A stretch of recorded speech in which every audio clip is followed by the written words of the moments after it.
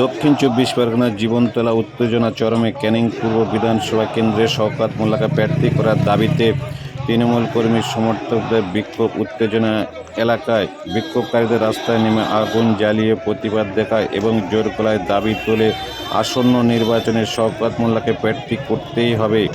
এই ঘটনায় এলাকায় চাঞ্চল্য ছড়িয়েছে। পরিস্থিতি সামাল দিতে এলাকার প্রশাসনের ভূমিকা গুরুত্বপূর্ণ হয়। উত্তেজনা রাজনীতি মহলের এই ঘটনা ঘিরে শুরু হয় জোর চর্চা।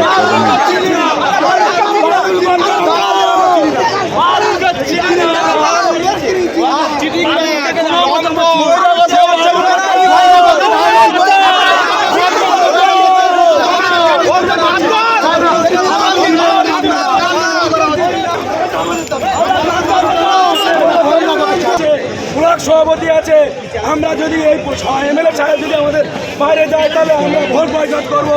আমরা দিদি কাছে অনুরোধ করতে চাই, অভিষেক বন্দ্যোপাধ্যায়কে অনুরোধ করতে চাই, আমাদের ঘরের ছেলে যেন শওকত মোল্লা আমাদের ক্যানিং পূর্ব থেকে করতে পারে, সেই অনুরোধ ফের আরেকবার করবে।